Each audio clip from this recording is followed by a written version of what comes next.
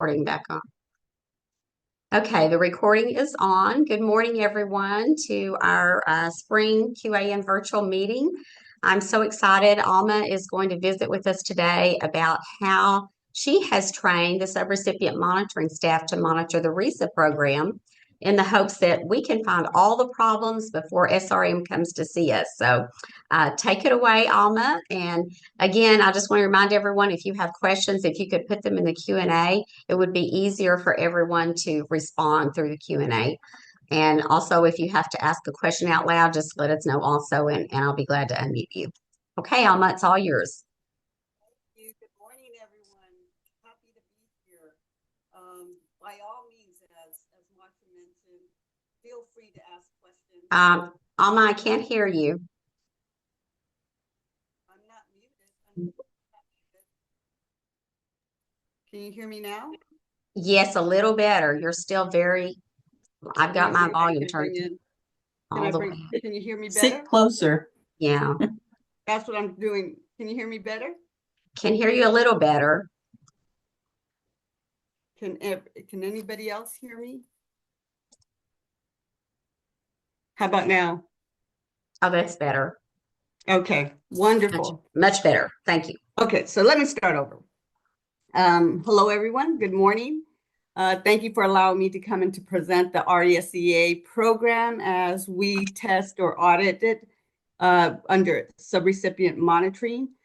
Before I start, I do want to acknowledge some people which have been crucial in allowing me to develop the tools that you will be using or that we will be using, the processes, and gain program understanding. And this is in no order. I do want to acknowledge RESEA department, which is Suzette Robinson, Douglas Laxton, Adriana Bautista. I worked really close with her and with Angelica Armendariz to develop and to make sure that what we're testing and how we're testing it is in compliance with program guides.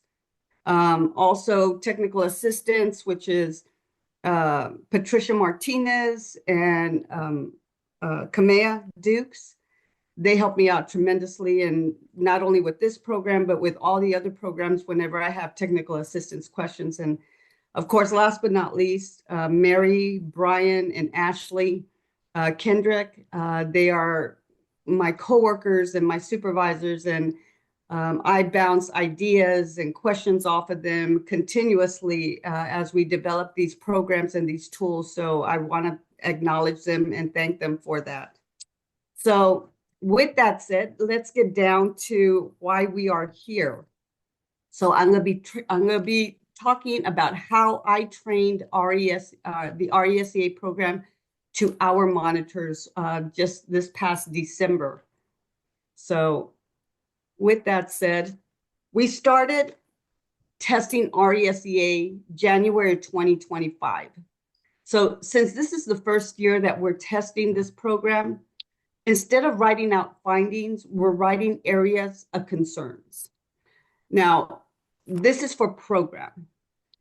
For fiscal, we've been looking at RESEA as part of our disbursements. So if there is a disallowed cost, we have no choice but to write that as a finding.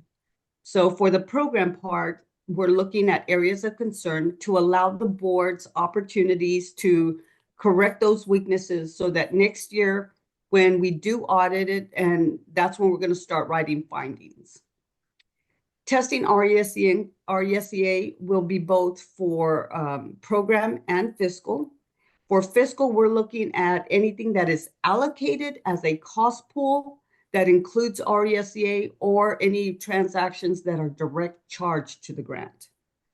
So we will test both program and fiscal. Now, fiscal, as I mentioned, will be part of the total transactions that we will test as part of a cost pool or direct charge.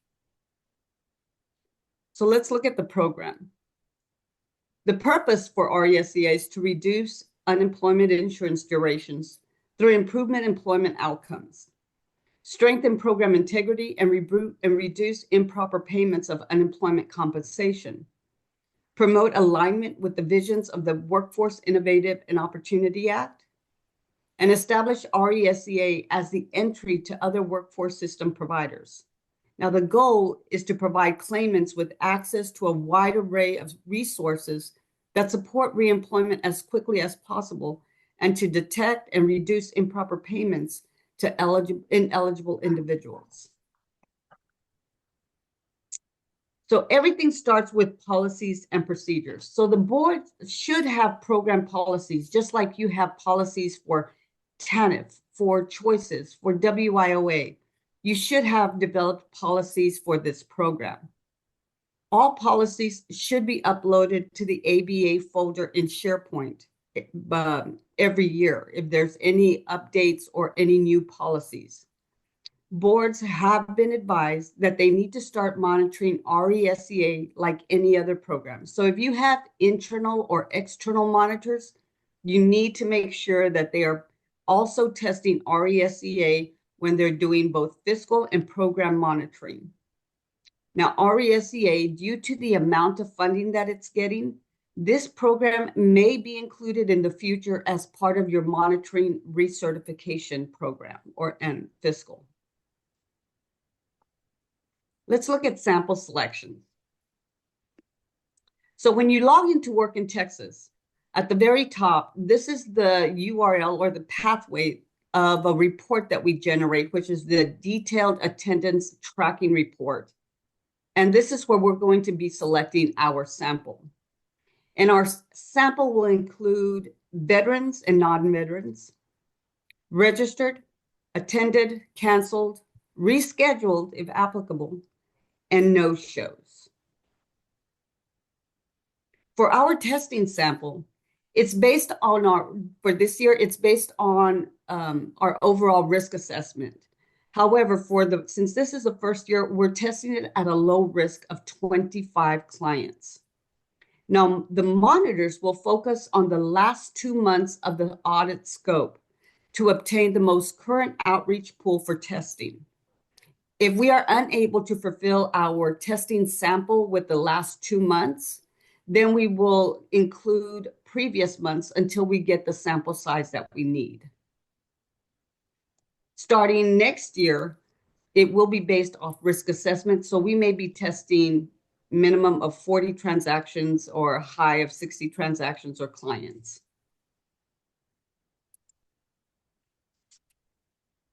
The selection criteria, and I put here instructions for the subrecipient monitors, because since they're going to be selecting their samples directly out of Work in Texas, I gave them the instructions on how to do the selection. So these are step-by-step. So if you want to follow the same methodology that we use to select our samples, this is how we do it in Work in Texas. You all may have at the board level other ways of selecting your sample. So here we do our report criteria, and I on the date range, this is where we look at the from and the to, because we want the last 2 months of our scope to select our samples. We also, under event category, identify that we want all the RESCAs, and then we will do the search for the category for the report. Once the report is generated, we will always export it to Excel. This allows us to manipulate the report to extract the information that we need. And by extracting it, you would go to the, I guess it's a disk, saving disk, and go down to Excel and click on that. Once a report is extracted to Excel, if you scroll to your right, you will find the criteria from where we will be selecting our sample.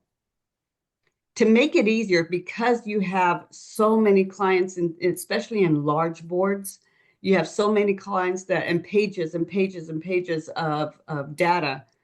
What I do is I'll usually go in, put in a filter on the headers, and this will allow me to select all the veterans or all those that were no-showed and exclude, and it shortens the sample size so that I can select my sample from that criteria. Now, let's talk about the questionnaire. With all programs, both program and fiscal, it all starts with the questionnaire. So since this is the first year that we will be testing this area, the questionnaire will be blank. So it will be uploaded into SharePoint no later than 2 weeks prior to the entrance, along with all the other program and fiscal questionnaires that we're taking to the field. Now, this is a 2-page document developed in coordination with the RESCA department and SRM. Since this is the first year obtaining this process, boards will need to complete this document. Leaving a question blank will require us to follow up. If there is a question that for some reason is not applicable to the board that you are working with, then just identify it as NA. This way we know that you did read the question and that you did respond to it. Otherwise, we will have to follow up in the field with the board. Board staff will see why, so that we can see why it wasn't addressed. All tools will be part of our work paper and will be uploaded into SharePoint. Let's look at the testing spreadsheet for the program. Now, keep in mind that these tools are available either on the QAN folder, or you can email me and we will give you that information late in one of the slides later on, where you can send me an email and I will be more than happy to send it to you if you don't have access to the QAN folder.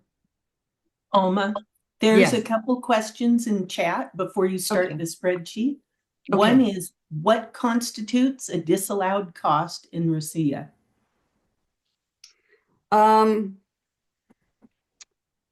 What would constitute as a disallowed? Okay, let's say you went to the TWC conference and you had you charged valet parking, for example, and you charged valet parking because you just wanted to park valet. There was parking available under the public parking. Then that would be constituted as a question cost. Anything that is not benefiting the program or not allowed under the contract, or if you're not sure, ask your technical assistants, ask fiscal TA. They will be more than happy to provide more clarification on what would be allowed and not allowed. Also, the FMGC has a whole section on disallowed Yes. costs. So it would be anything that was disallowed based on what's in the FMGC, or the specifics of that grant. And I will go over the attributes that we test against that will determine whether a cost is allowable or not allowable later on in the screens or the presentation. There's two other questions. Would we select inactive for event status? Say that again. Would we select inactive for event status? It was from when you were running the reports. Oh, we select, wait, we do not do what? Let me go back if we do inactive. It was in the event status field. It was in the example, the screenshot you have almost active is selected. Active. They have to be active, yeah. And then the last question is, will all board areas have access to the documents in SharePoint? If you mean the tools, those, or the questionnaires. It doesn't specify. If it's your own board questionnaires and information, then only the board would have access. We do provide all the tools and questionnaires, the blank ones, to Marcia to put in the QAN toolbox. And just to let you know, we update the tools and the questionnaires every year based off of new guides or directives, policies that come out. So those are usually given to Marcia by September-ish, October, no later than October, to be placed in the QAN folder. There's one more question in chat, and Okay. that is is there a list of permissions that all RICIA staff should have in work in Texas so that admins can ensure folks have the correct permission? I'm guessing that's something for the RICIA group. Yes, that if there is someone from either TA or RESEA, Suzette, your group online right now, if you can unmute yourself and help answer that question. If not, we can forward that question to them and we will forward it to Marcia so she can put it in the toolkit. I'm not sure who's online. I have 270 people here. I have to unmute you. So if you would raise your hand, I could unmute you. I see Olympia's on the call. If there's somebody from RESEA, please raise your hand.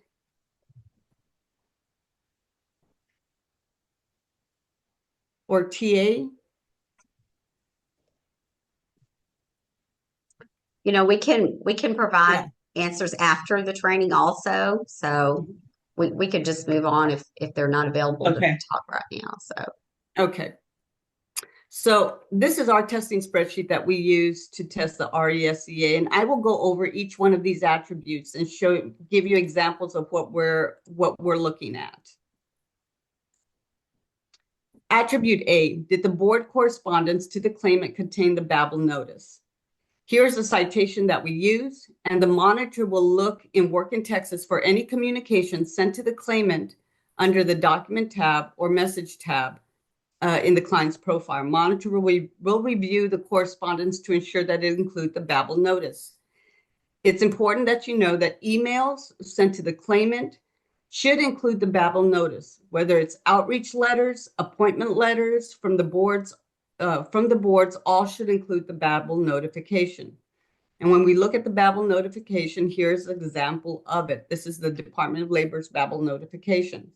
So boards must send the English and Spanish letter and the Babel notification from TWC. The attached is the one sent out to all boards.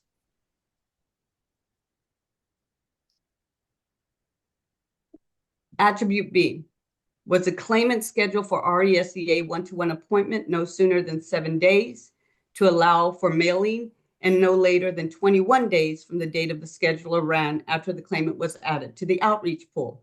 There is the citation that we use, and the TWC monitor will compare the date of the outreach letter scheduled appointment against the Work in Texas appointment. I should say appointment, created date, or we'll look at rescheduling and we'll look at the case note if the client was rescheduled. And keep in mind that this is calendar days, not business days. So here's the documentation of what we would be comparing. Now, it may be different if they reschedule, reschedule a client. I'm getting a little And there's a question on the I'm getting Babel a notice. notification of a note. Is there somebody with a question? Yes.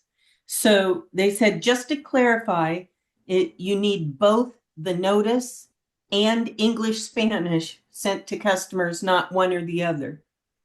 Correct.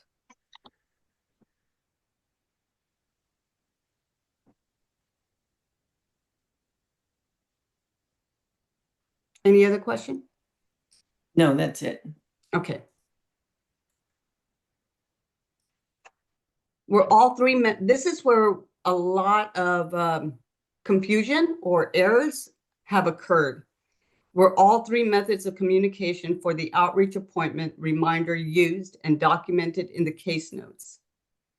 According to the WD letter 1323, it states that boards must ensure that each scheduled RESA appointment Workforce Solutions staff members remind clients of the scheduled appointment at least 2 business days before the appointment through the following communication methods.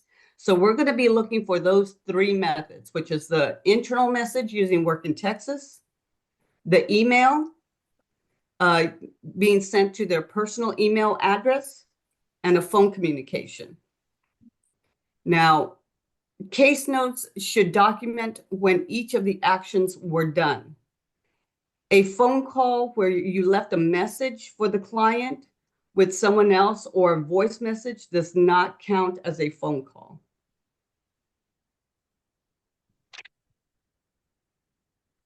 And in Work in Texas, this is where you would document the communication. Usually it's going to be under the communication profile where you see the messages and the email log. And of course, under the staff profile is where you're going to document your case notes.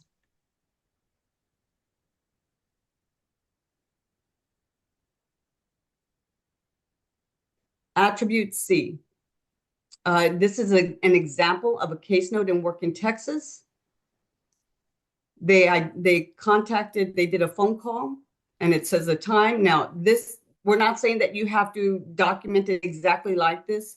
It's going to be up to the board on how you all want the documentation to be noted.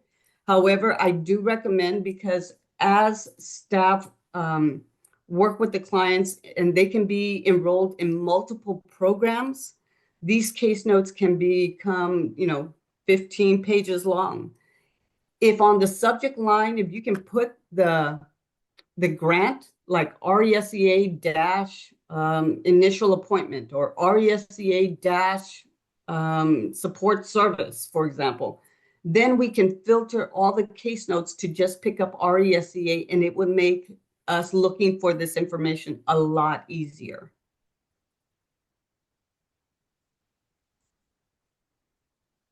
Here's a phone call documentation under the case notes.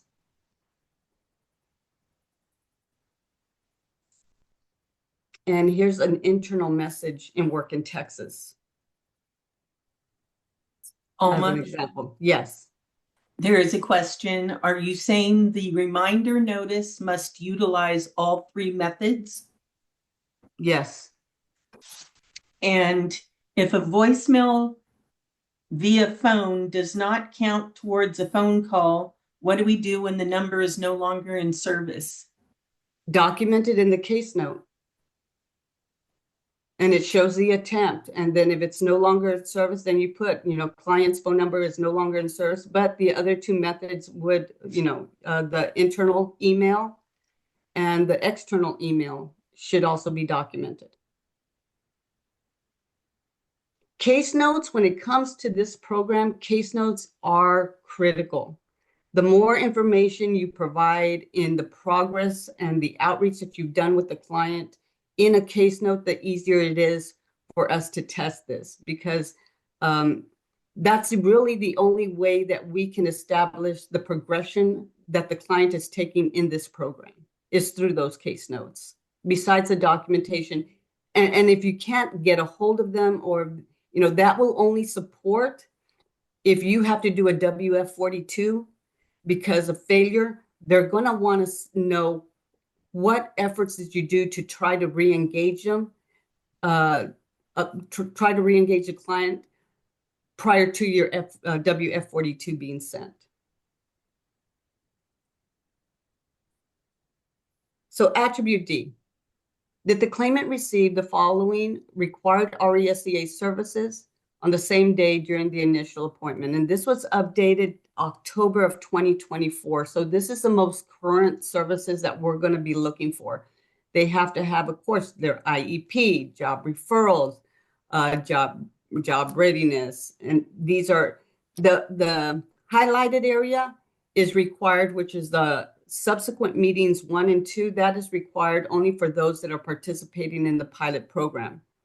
For the most part, a lot of the boards are already doing the pilot program. There may be a few that are not yet, but I think by the summer, everyone should be on board.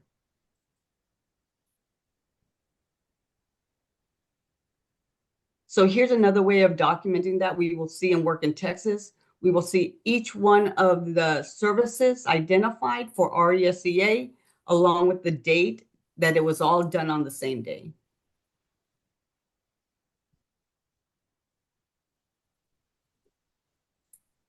Attribute E. Was the UI eligibility review form completed and uploaded to the customer's profile? Again, here is the citation that we're going to use, and we're going to verify that the Work in Texas eligibility review form was uploaded in the client's profile under the document tab. And here's an example of it.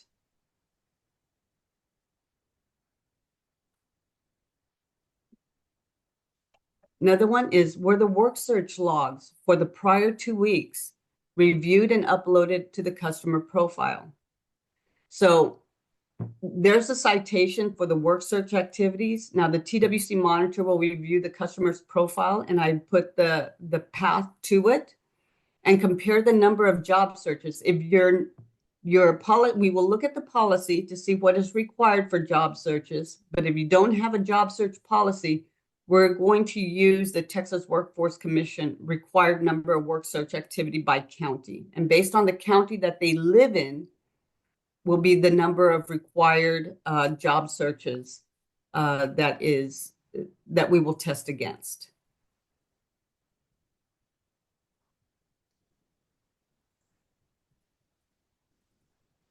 Now, is there a question?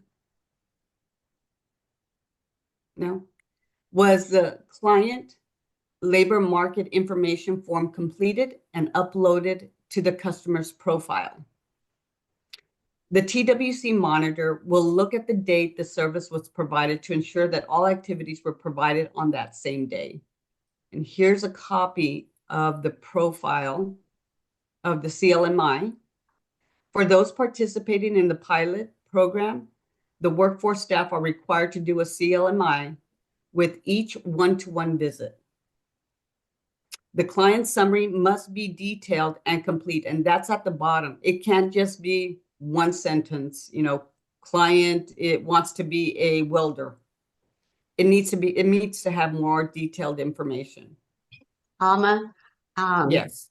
John Cruz has a question and he couldn't get it typed in the Q&A section, so he's unmuted. Do you have time now, Okay. John? Yeah, sorry.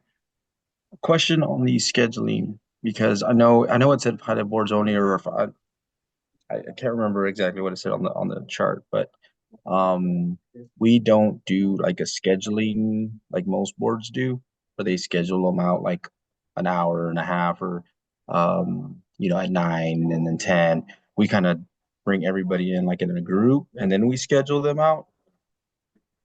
And I know you said that the services have to be entered in the same day that they attend the RSA or the initial appointment.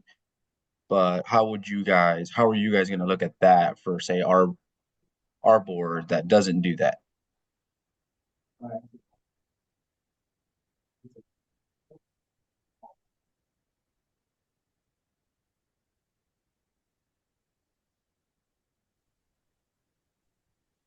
So Byron, did you want to respond?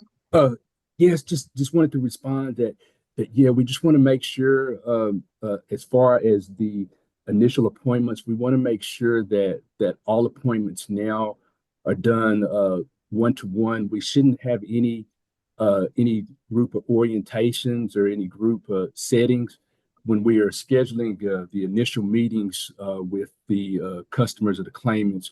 We want to try to make sure that we do it on a one-on-one basis. Byron, there's another question. And by the way, I think we lost Alma for a second, so this will give her a chance to come back.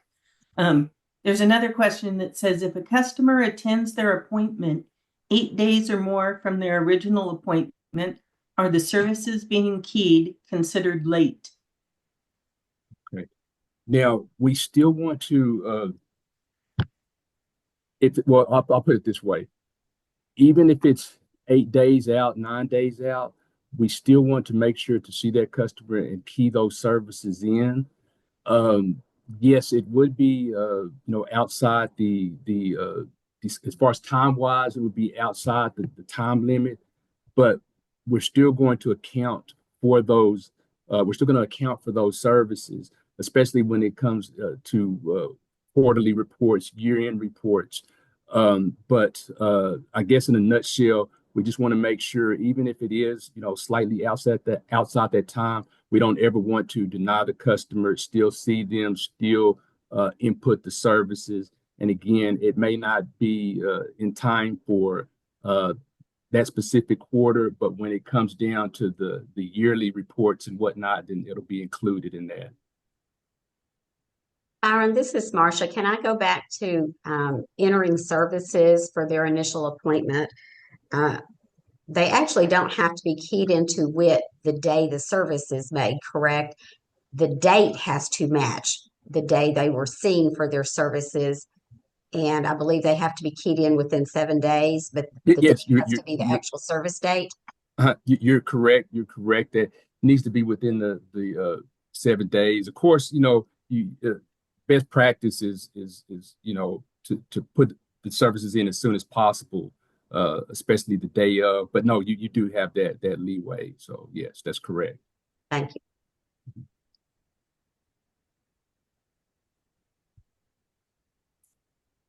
I texted Alma. I don't know if her internet went out or what. Do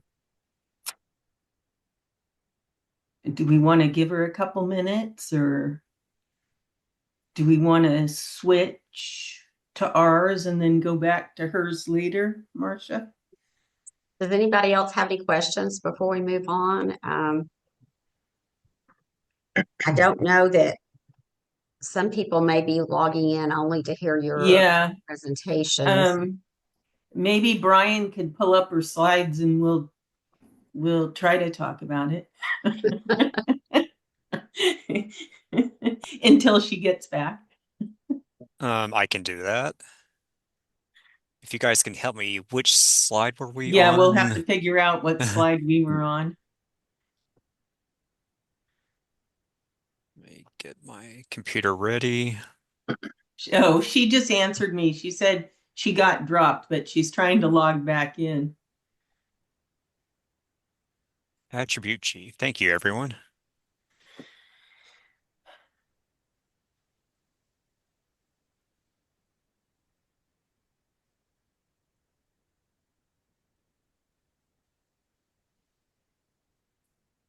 What's funny, I just want to say this real quick. What's funny is that Brian and I were kind of joking about what if that happened this morning. And so, Alma's back. Anyway, it's always good to be prepared. My apologies. I have no idea what happened. Hey, we were going to do our best. I was listening to a question and all of a sudden it just died on me. So Byron stepped in and answered the questions, but you may pick back up with attribute G.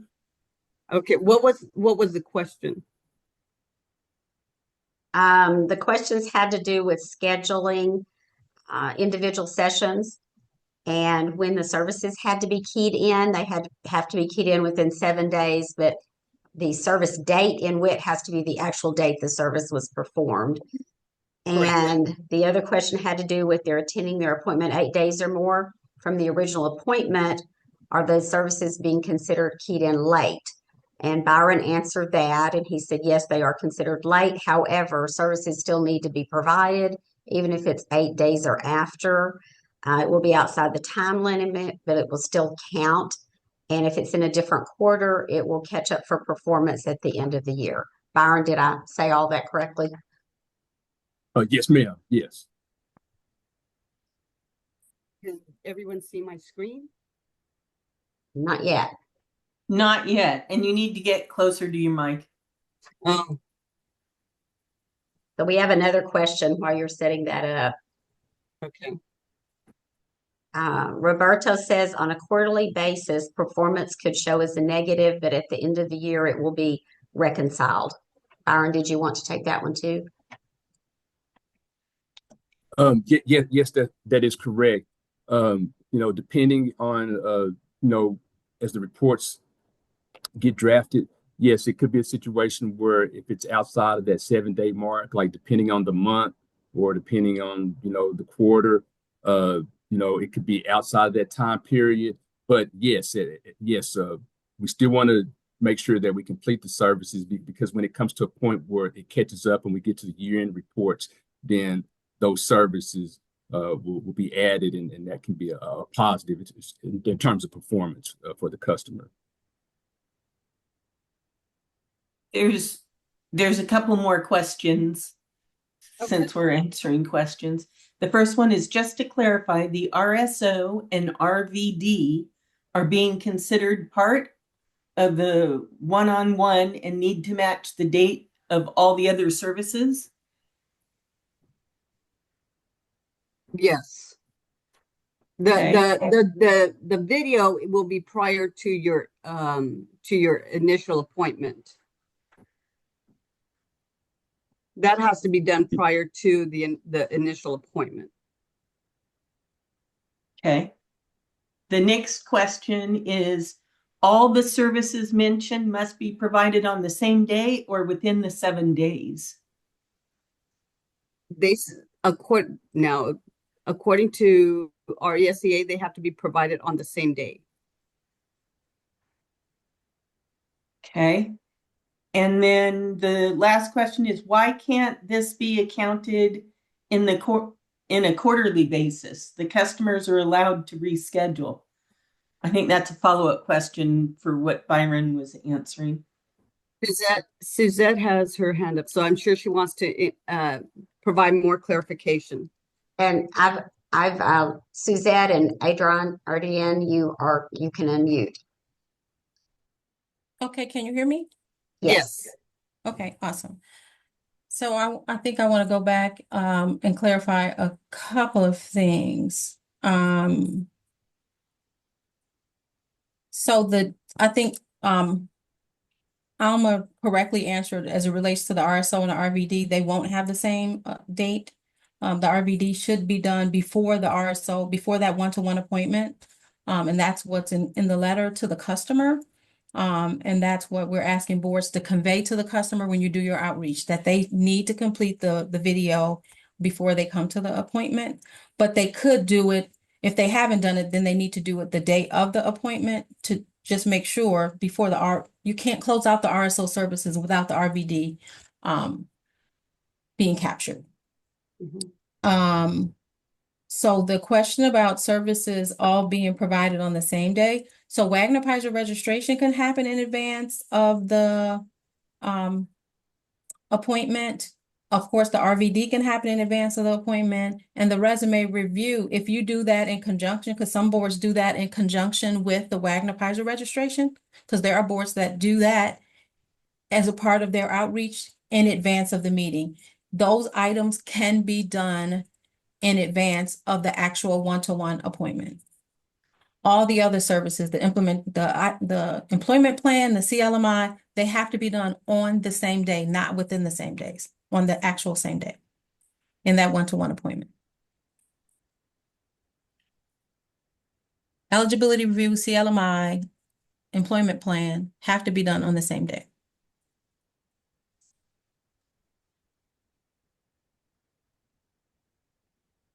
Did that answer the question?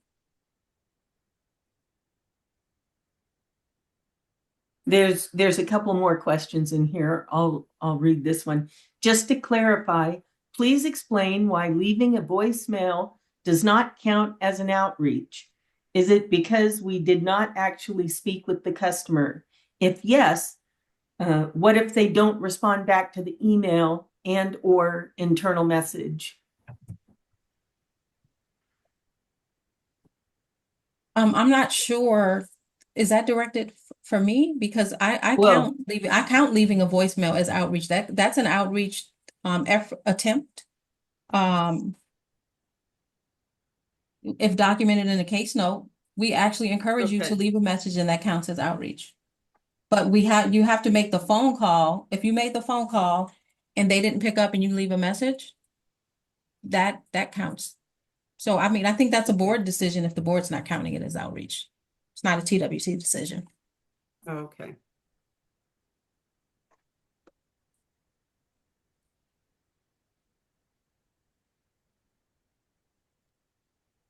There's another question that says, doesn't the policy say within 7 days? Sorry, I'm losing my voice. Not a good sign. The policy says you must schedule the appointment within 7 days, not complete the services within 7 days. So from the time that the customer is in your profile pool, you must schedule that customer within 7 days. And then you have 7 days to input the information, the results of the meeting. You have 7 days to do data entry.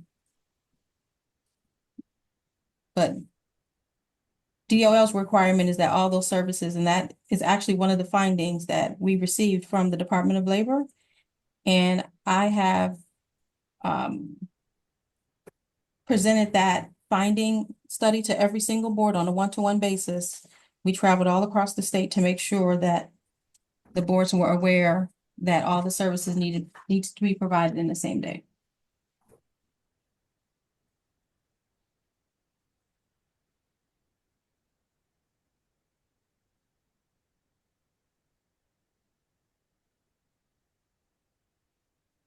And I believe that's also in the board it is in the board contract as well, that the services need to be provided on the same day.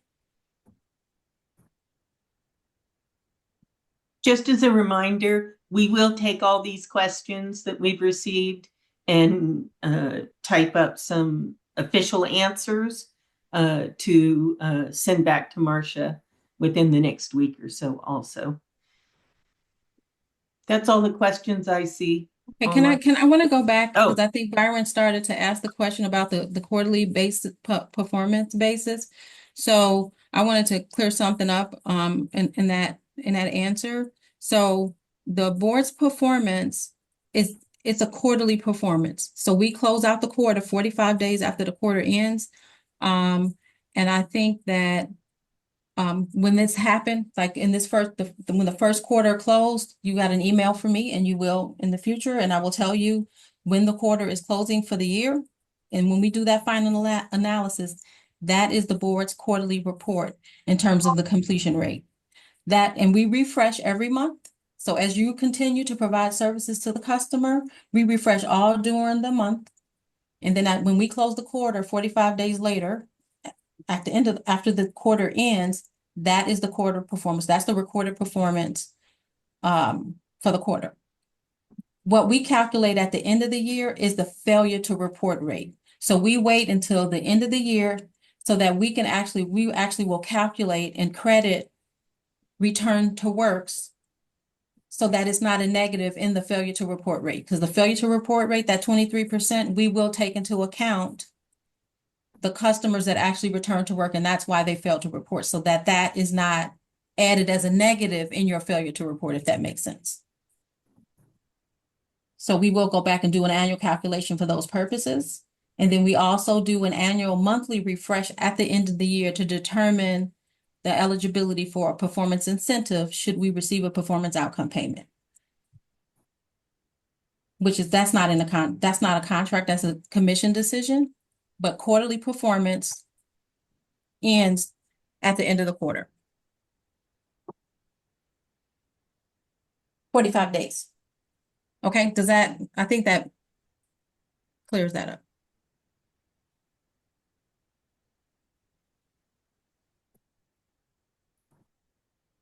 So we're having a lot more questions.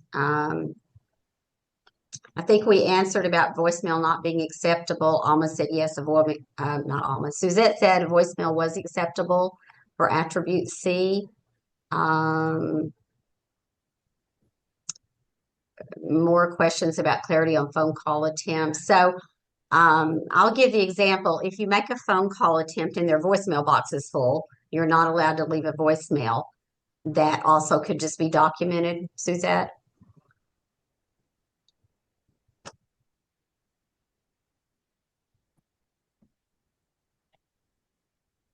Sure. Yes, yes, yes. Okay, there's 3 or 4 questions in the Q&A with reference to voicemail attempts. So, and I'll get these all collected and over to everyone to get some written responses. John Cruz is asking, based on scheduling, does the RISA letter reflect time and date when you should attend the RISA 101? So if you have 3 RISA events scheduled dates for the week, your letter would reflect when to attend. Yes, the boards decide the date and time that goes on the RESEA letter. So it's based on schedule. So individual appointment slots, hourly slots should be scheduled for the customers in your profile pool. So for example, previously, if you held 2 group orientations per week, one on Monday and one on Wednesday, and you had a total of 20 customers, 10 in each session. Now you will have 20 events on the calendar, and those customers will be scheduled for 1-hour slots Monday through Friday. Or Monday, or however, if it's Monday, Tuesday, Wednesday, it's based on the number of your profile pool and how you schedule the slots with your RESEA staff. But that's up to the individual board and service provider. Another There was question was asked about reschedules being required to Yeah. be done through WIC calendar events. No, reschedules happen the way they normally have. For the initial appointment, reschedules happens as they always have. You mark them as a no-show. If they don't show up for their individual appointment, it makes it actually quite easy. They're a no-show in the automated system. It goes back to UI and UI will do an outreach. So that nothing with has changed.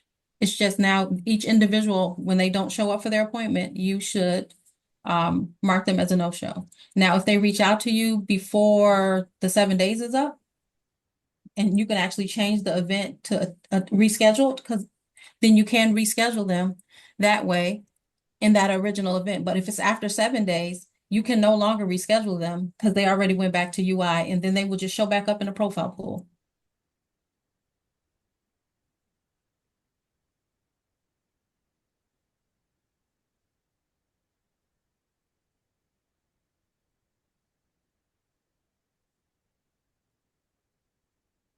So I guess the answer to my question is no. Reschedules are only required to be done through a WIC calendar if the customer missed 2 appointments. So if they failed to report 2 times and now the customer is coming back to you because UI held them, suspended their benefits until they actually attend and complete RESEA, then you would have to manually schedule them through the WIC calendar. If you don't reschedule them within 7 days, then the event will close within 7 days and you can no longer go back and change, and you would not be doing a manual because they should have been marked as a fail to report. And then the automated system that UI will outreach them. And if it was for calls, UI will put them back in the profile pool and they make the decision about whether benefits will be suspended for that week for their failure to report or not. But either way, they come back into the profile pool. So you got to let UI do their part if they don't show up for the event. And so, but that is a great question because their system closures happen. That's something new. If the event will close in 7 days and you cannot go back and change, and you also should not manually schedule another event. You should mark them and I think in our outreach letter, we make it clear that you have to mark them as failed to report if they didn't show up for their appointment within those 7 days. So we should have no system closures because we need to close out the event with whether the customer attended or they were a no-show or you actually rescheduled them. All that needs to happen within 7 days.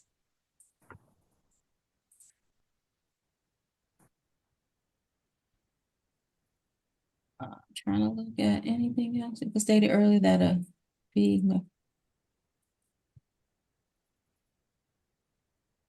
So I'm gonna go off. I'm gonna go back to the voicemail because it sounds like I need a sidebar, and I'm gonna get with Alma and then we'll clarify and provide a response to attribute C. Okay, because I just want to make sure that I understand completely what's being asked, and I also want to get the feedback from FitCom, and I also don't want to do something different from what another program is accepting as outreach.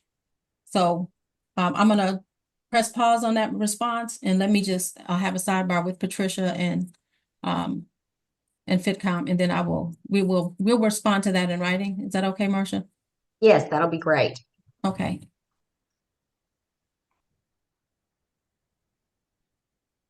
Okay.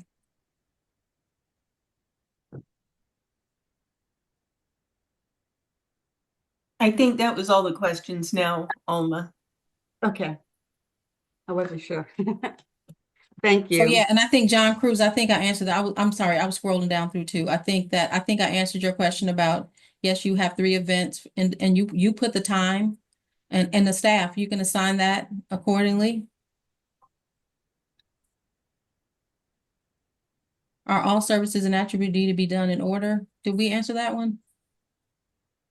I don't think so. Are you talking about Valerie's question? Yes. Okay, attribute G is on the screen. Can we go back to attribute D? I'm sorry. Right here. This one? Attribute D. Oh, D. Mm-hmm. There. So the question is, if all the services are done in the order for the initial RES to be counted as complete. I think what we have shared with the boards in our performance presentations, the services that we actually count that count as completions. Now, we have state requirements and we have federal required services. All are spelled out in the board contract and are incorporated in these slides. So for that initial appointment, you have to complete all the services. So for the purposes for auditing, whether it's DOL, whether it's RESEA staff doing an observation, or FitCom, you have to provide all the services. Now, the services that we count as complete for federal reporting purposes are the CLMI, the employment plan, the IRP, 245, 262, 257, and a complete Wagner-Peiser registration.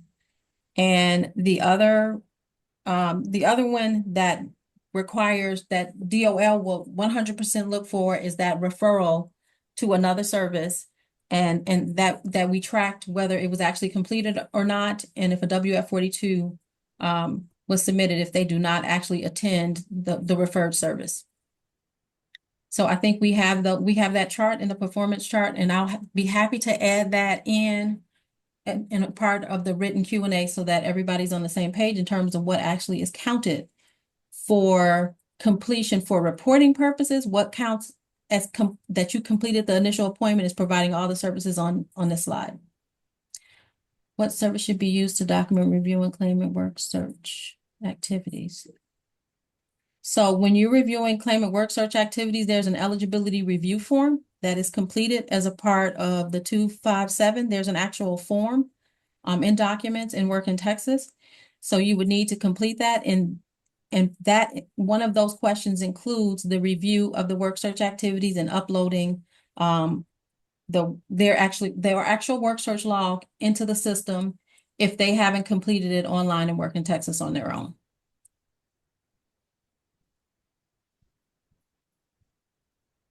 And so if they miss their first initial appointment, we do not go to the events calendar and check reschedule.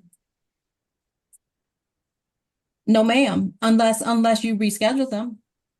So Amy, if they miss their first appointment, they are marked as a no-show.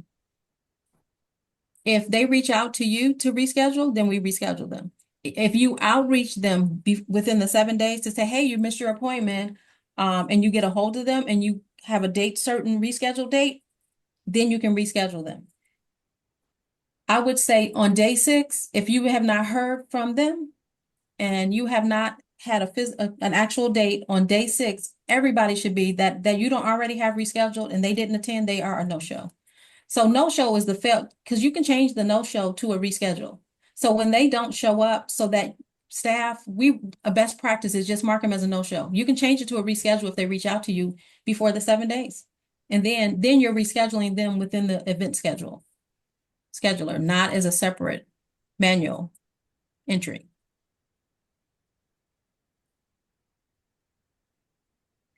Alma said leaving a message on a timely member's phone was not considered a phone call. Okay, so Gwendolyn, yes, I'm gonna get with Alma and Patricia as well to make sure that we're all on the same page. And I could have misspoke. So let's just go out on a limb.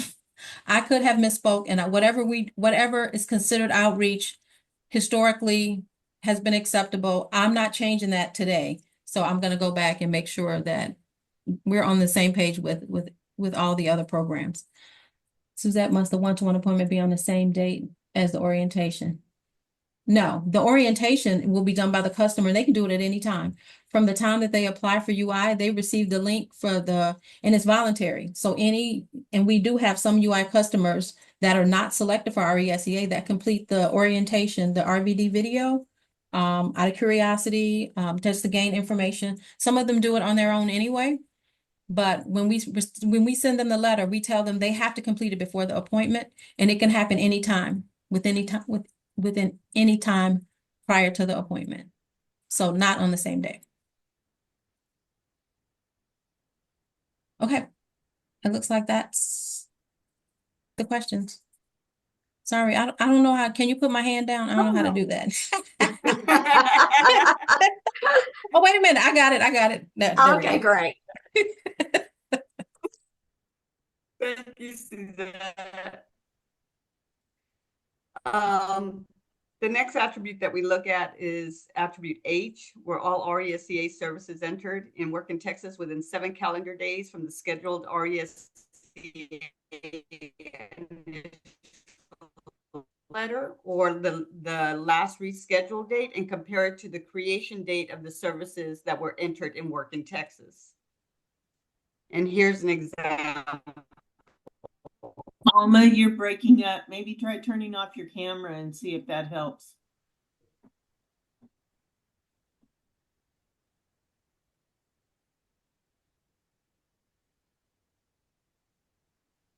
Did we lose her Yes. again?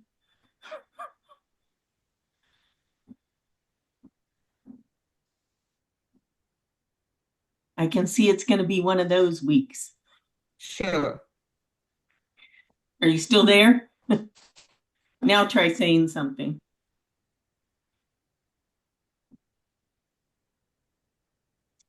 Attribute I, and this is pardon? You're still breaking up. Pardon? Can y'all hear me? Now I can. Can you hear me? Now hear you we now. can. Can you hear me? I get closer to my computer, so let me turn off the screen.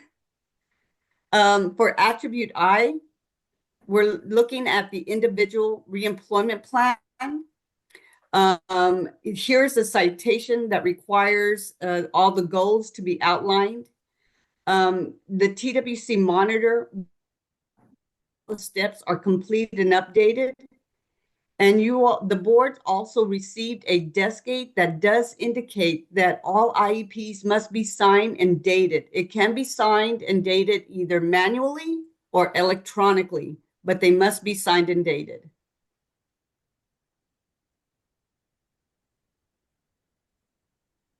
They also must contain a goal 1, which is the employment goal, and it's to include the CLMI summary in the comments, and a goal 2, which is a mandatory objective, which are their tasks. So the board contract details this, and I've given you the wording that's in the contract for the employment goals.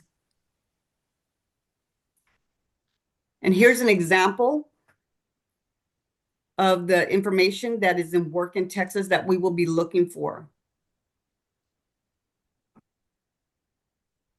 Alma, And then, yes. I think you were cutting out at some point. When we had stopped before, you were on slide G, And then we couldn't hear you and it was on I. So can you go back to G and just see if there's any slides you missed? Attribute Oh, G, the that main was thing the is, next slide. Okay. yeah. H is the 7-day that everything needs to be entered within 7 business days. Okay. And then I is the employment plan. And I've given the contract here on what's on the contract You're breaking up again. with the board. And here's the support documentation that we will be looking at in work in Texas.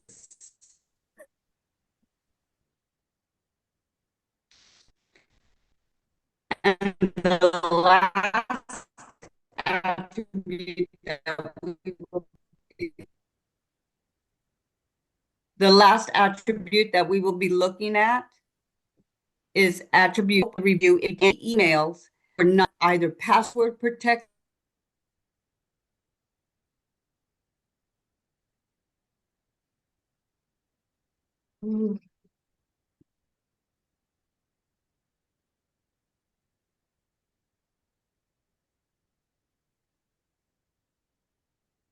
Mary, I can't hear Alma at all now, so Neither can I. I think she's dropped again. Yep. yeah. Oh, brother. Brian, how many slides do we have left? Not many. I think let's skip ahead and go to the fiscal testing, and then we can, if we need to provide any updates on Oh, what we're, Alma, we can't hear you. Alma, we can't hear you. So I'm gonna cover the fiscal area, and then if we need to make any updates, we'll meet with Suzette's area, and we can provide updated slides if needed. But I think there's only one attribute left, but we'll go ahead and skip to the fiscal area. So we're on slide number 43, correct? That's where Yeah, you're let me starting. share my screen.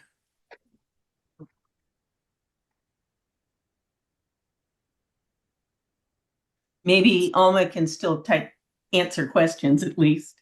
If you can you all hear me? No, Alma, I'm going to present if I can share my screen. No. Okay, that's You can fine. There see you your go. screen. It's Mhm. Sherry. Okay, You just have to do the slideshow. okay. All right. So I'll go over to fiscal testing. RICIA transactions will be tested as part of our disbursement transactions for WIOA, SNAP, TANF, etc. The TOC monitor will verify that the changes to the grant, charges to the grant are reasonable and necessary, adequately documented, allocated properly, allowable, classified and recorded, and is a micro small purchase procurement properly conducted. And here's our disbursement testing spreadsheet. All of our tools are on the QAN website. So if you need access to any of our tools that we use, whether they're program or fiscal, they are available on the QAN website. We'll also be testing cash management. Monitors will conduct an analysis and compare cash draws and expenditure reporting from CEDAR cash draws versus CEDAR expenditure reported by month for the scope of the review. The monitors will analyze the data to ensure that the grantee is not drawing down more money than the expenditures reported. And if a grantee is drawing down funds, they should be reporting expenditures to support the funds drawn. And this goes for all TOC programs that we're looking at. There are months where drawdowns may exceed the expenses reported. That typically happens in September when boards are doing their closeouts, December and the calendar year, May and June, depending on where the ISDs are closed, if it's a school district, and in January. Any month with a variance greater than 5% of the estimated 3-day cash need, TOC monitor will follow up in a field to determine the cause and how it's corrected. So we want to make sure that we're following the CMI to 3-day cash needs rule. And if there is an exception to where it's over to 5%, monitors will be asking to see if there's justification for that variance.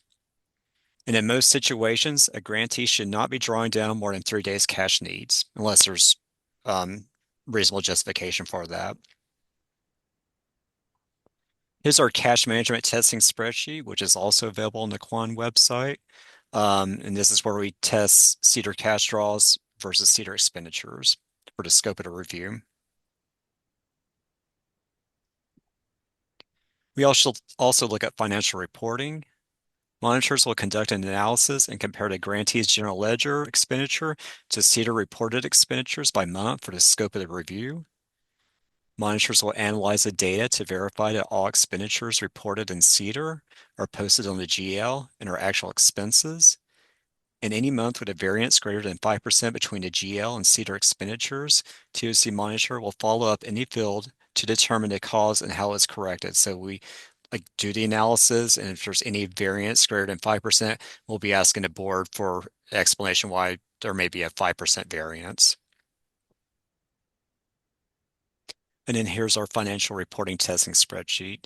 It's very similar to the cash draw testing spreadsheet, but here we're testing the board's GL expenditures against the CEDAR expenditures that are reported. And here's our contact information. Alma, who presented earlier, this is her contact information, and mine and Mary's information. And again, we'll take your questions back and we'll do answers. We'll have answers for you. And if we need to make any adjustments to information that's presented in this slide, we'll also send a revised slide presentation to Marcia.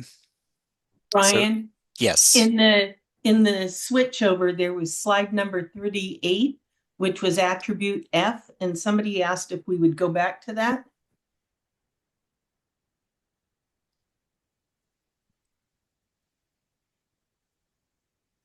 I don't know if, Alma, what were you going to say on this one? Oh. The work search logs? The support documentation. Go back to that other one with the picture. I think that's the one they were talking about. Yeah, that one. Well, do they have a question on it? I think it was that it kind of got lost in the shuffle. What were you going to say on this one? Well, Mary, we didn't finish the program ones. We just there was, I think, 2 attributes left, and we went to fiscal.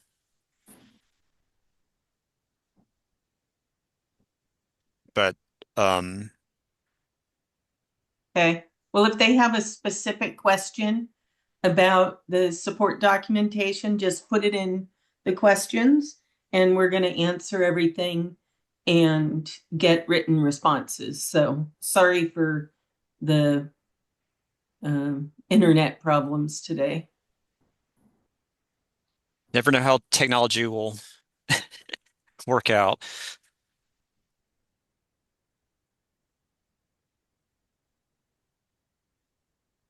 Okay. Let me go into the next presentation.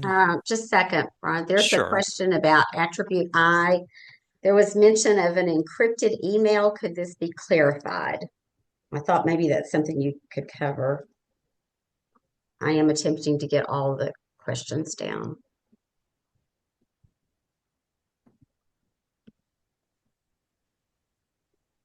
Attribute I is not about encryption. That the encryption is for the WF42 being sent to TWC. We can't hear you, Alma. So the WF42, I think she's saying, must be sent with an encrypted email. The email must be encrypted or password protected. Okay. We heard that. For the WF42, not. Yes. Yeah.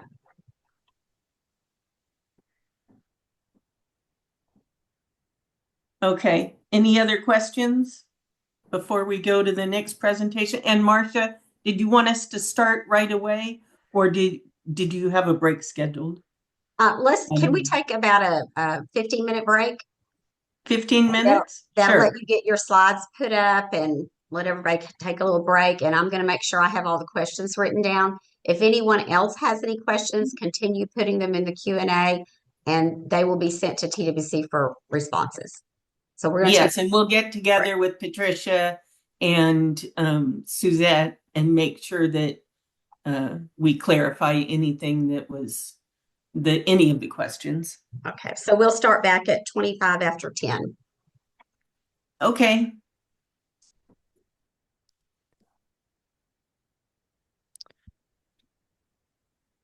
Okay, good morning, everyone. I'm Brian Shaw. I'm the Quality Assurance Manager here in Subrecipient Monitoring in the FIDCOM division here at TWC.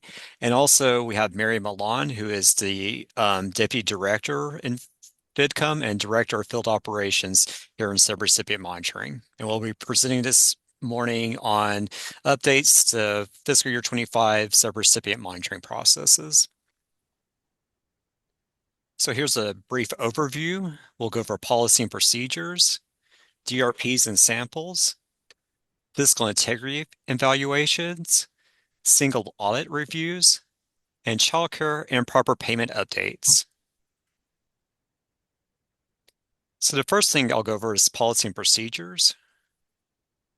So the ABA has a requirement now for within 60 calendar days at the commencement of each state fiscal year, the board will provide copies of all of its policies and procedures to the agency. Updates and amendments to the board's policy and procedures made during the fiscal year, but after the initial submission, shall be submitted within 30 calendar days of the updates or amendments. Submission of the board's policies and procedures, including updates and amendments, shall be submitted via SharePoint to the agency's subrecipient monitoring department. Submission of the board's policy and procedures shall not constitute tacit approval by the agency of the board's policy and procedures. So basically it's giving the time frame for when the board should be uploading their policy and procedures to the SRM SharePoint site, and just also saying that uploading of the policy and procedures does not mean that they're approved necessarily by the agency. In addition to the ABA requirement, there's FIDCOM letter 02-2023 that gives more further explanation on what's required for the ABA upload. The ABA requires all board policy procedures to be uploaded. And additionally, to allow for this annual upload to alleviate the board's requirement to submit policy and procedures for annual monitoring and technical assistance, relevant policy and procedures for the board's fiscal agent, if applicable, and subrecipients must be provided. So in the past, before the ABA requirement, SRM would request all the policy and procedures in the DRP, but now due to the ABA requirement, this is uploaded to the SRM SharePoint site, and it's easy to be accessed by SRM, TWC Workforce, Childcare and Early Learning, and other divisions and departments within the agency.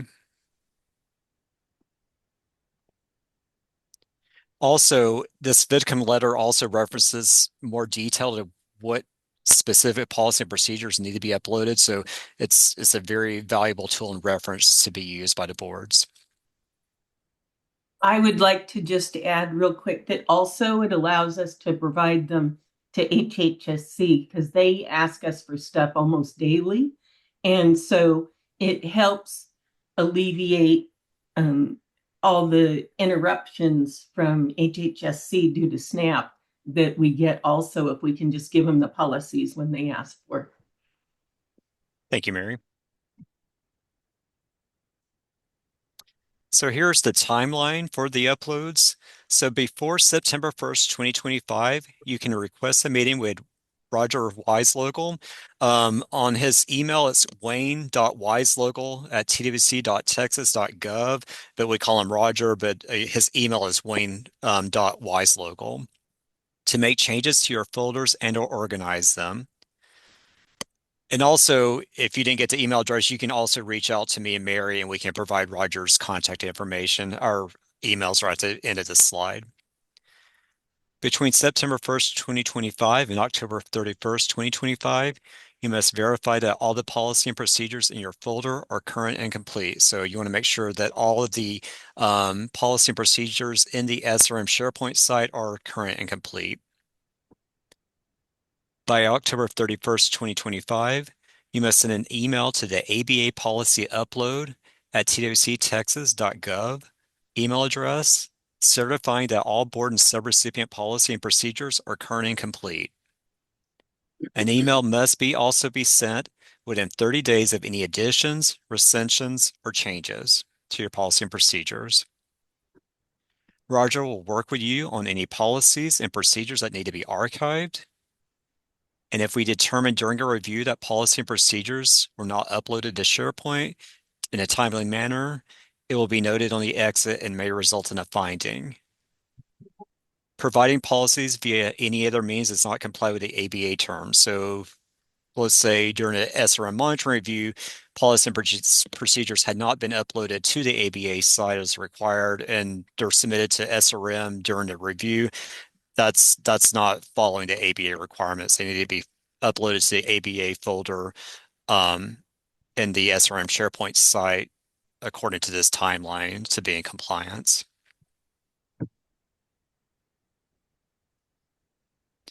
So the next thing I'll go over is the document request packet. So the document request packet, this is what we send out to the boards before the monitoring review. All items in the DRP or document request packet should be submitted in SharePoint. If you're granting access to your document imaging system, please communicate with a project manager and set up before the scheduled review date. So if you do have a document imaging system and there's files in that system that monitors would need to access, just make sure you're working with our project manager that's responsible for that monitoring review to set up getting access.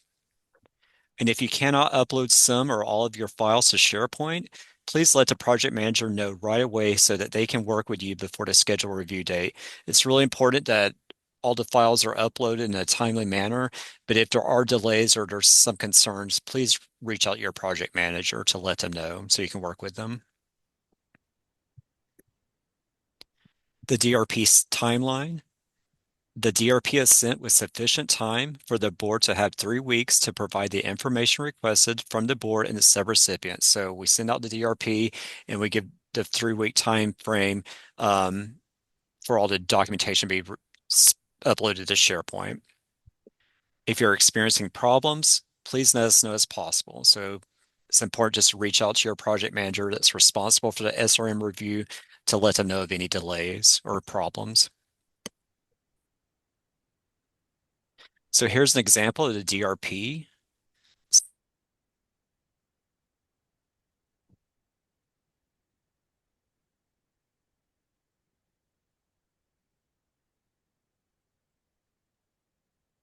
Oh dear, did we lose Brian now too? He looks frozen. Yes. So, shoot. And he was presenting the slides too. Hopefully we get him back in a minute. Just so the rest of you in the state of Texas, in other parts of Texas, don't know, we're having some weather today, which may be contributing to some of these problems. But, oh, you're back. Yay, you're muted. I am in the office at the TWC main building, so if there's any Oh, technical you're in the difficulties, office. That's this is right. not this is a TWC issue right now. So I blamed it on weather. We I lost blamed your it on weather, but presentation. all right, let me share my screen again. and while he's doing that, I would just like to mention, some of you may have seen it already, but I tried to make our presentation less boring, just to be different. And then it was too big to send to Marcia last night, so I had to hurry and take out most of the stuff that made it more interesting. So that's why you get the boring version today. Just saying. And okay.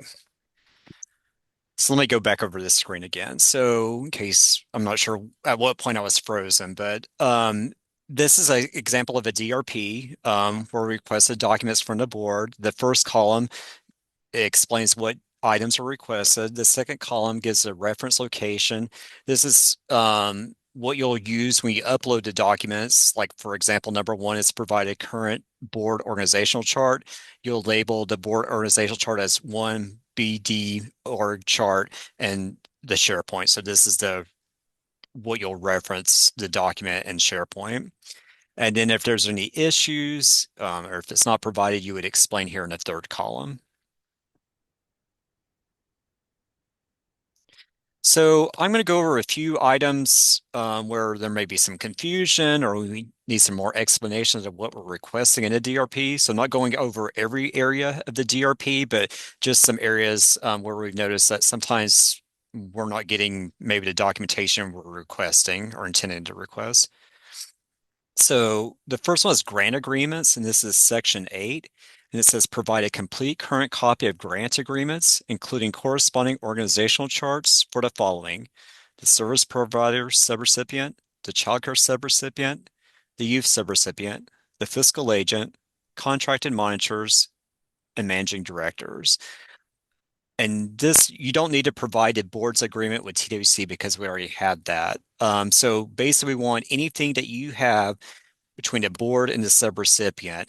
Anything that's TWC related, any grant agreements between TWC and the boards, we have that in our RAP system. We have access to that. So there's no reason to submit that, but just whatever subrecipient grant agreements you have, please upload those here. Number 9 is leases. Provide copies of all current leases for board and service provider, childcare subrecipient office spaces is signed by the board. So we want a copy of all current leases for the scope of testing that between your with board and service provider subrecipient office spaces if they're signed by the board.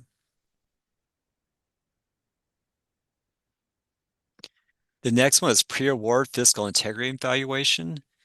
And this is number 12.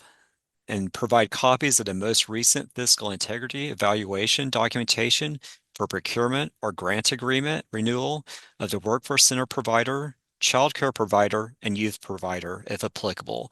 And Mary will go over the fiscal integrity evaluation later on in this slide. Procurement. This is section 14, listing of all procurements conducted and contractors paid during the scope of the review. Totally funded or partially funded with any workforce funds, including effective period of procurement, amount, procurement type, date awarded, goods or services procured. And this is for all your formal procurements. And you'll also need to be using the procurement checklist and the ABA grant agreement, and I'll go over that later. Also, what I want to say on this, it's important that any totally funded or partially funded with TWC funds. So let's say maybe you're a COG and it's 75% funded with non-TWC funds, but 25% TWC funds. Because that's still 25% of TWC funds, we need a copy of the procurement documentation. So anything, even if it's partially funded with TWC funds, we need copies of that procurement. Accounting records. So this is section 15. And we need a detail of all general ledger entries during the scope of the review in Excel. At a minimum, the detailed general ledger must include the grant, the funding year, the account title, the transaction description, the payee or contractor, the GL code or description, effective date, dollar amounts, and we need to see the debit and credit side for each transaction, the reference invoice number, and cost category if applicable.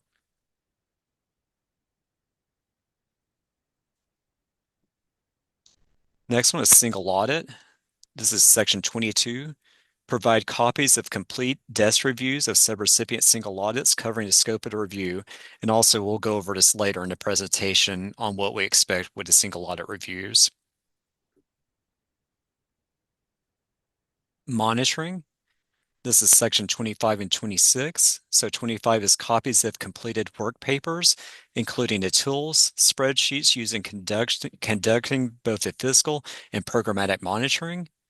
And 26 is copies of all fiscal and programmatic monitoring reports for reviews completed and or conducted during the scope of the review.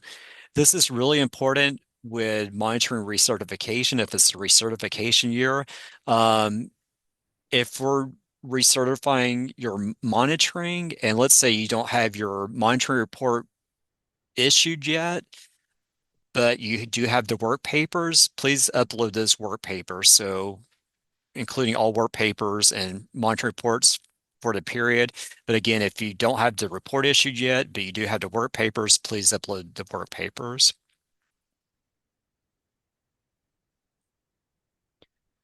Okay, preparing for review. Samples should be provided to the board in SharePoint by end of day Tuesday, the week before the scheduled review. So the the SRM monitoring teams should have the samples in SharePoint ready by Tuesday before the review. It is important to have board and subrecipient files uploaded in SharePoint at the beginning of the review. Any delays in having access to all files Monday morning directly impacts the review. So if come Monday morning and monitors have done their inventory of everything in the DRP, in SharePoint, and there's things missing, we will be asking for that. It'll be noted in the status report that the monitors provide on a daily basis until we get that documentation. And also any delays can extend the monitoring review if we don't have access to those files. General rule for documentation. A reasonable person unfamiliar with a transaction or procurement can review the documentation provided and determine the facts of the transaction or procurement audit trail. So when you're thinking about what do I need to provide when monitors submit a sample, just think like what's adequate documentation, what's enough in the audit trail that the monitor can follow what's going on and make sure that the procurement was done properly. And if you take actions that may go outside of what is expected or usually allowed, make sure you document the justification in the file at the time the decision was made. This is really important with procurements also. If there's some reason maybe you didn't go with the lowest price bidder, but there needs to be documentation in the file to why it's outside the norm, why there was a step that was taken that was outside the norm that it's document explained.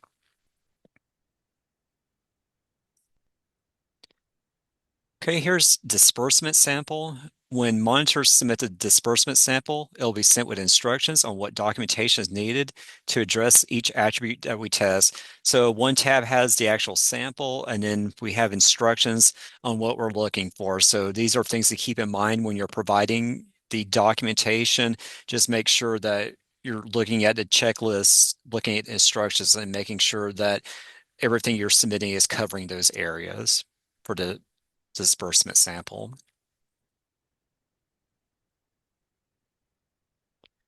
Procurement methods. First step is always to determine the method to be used based on the total value of the procurement, including all options. And this may affect multi-year contracts for services and leases. So when you're doing your procurements, especially with leases, this comes up a lot with leases, you want to make sure you're including all options, the full price of the procurement. That should be setting what kind of procurement you're following, so that you're including all of the options in your contract or leases. So the full price for the whole term. I would just like to add something, Brian. Sure. So in this particular example, if you just did the original lease amount, it would be a small purchase. And so you're in danger of using the wrong method. But if you include the 5-year options, then the total value of the lease is really 800,000. So that's why it's important to include those options when you're determining at the very beginning when you're determining which method to use. Thank you. So micro purchases, I'll go into different types of procurements. So we'll start with micro purchases. justification and documentation for cost reasonableness documented per local policies and procedures and in accordance with federal and state guidance. So when we're testing a transaction and it falls into the micro purchase category, we want to look at your local policy and making sure that you have the justification and documentation for cost reasonableness documented according to what's in your policy. And this is the threshold, the lower of the board's policy, or $10,000 or less. So here are some examples of micro purchases. If the board policy states that cost reasonableness will be determined and documented on a requisition form, then monitors would look for the form. So if that's what your policy states, that it will be documented on a requisition form, we would look for the form and make sure it's documented appropriately according to what the local policy states. If the board policy states that cost reasonableness will be determined and documented by the signature of an approving authority, then monitors will look for that person's signature. And the same goes for subrecipient policies if different. So again, it's whatever's in your local policy, we will test against that. So the next purchasing category or procurement category is small purchase. And for a small purchase, 2 or more responsive bids need to be received. The lowest bid selected or reasonable justification documented in procurement vendor file per local policy and procedures and in accordance with federal and state guidance. And the threshold is the lower of the board policy or the simplified acquisition threshold, which is currently 250,000. So again, you have to have 2 or more responsive bids. And if the lowest bid was not selected, we would need to see the justification in the file to why the lowest bid wasn't selected.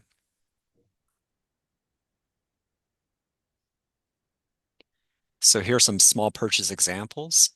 If your board policy states that you'll complete a requisition form with all the supporting documentation, then monitors would look for that.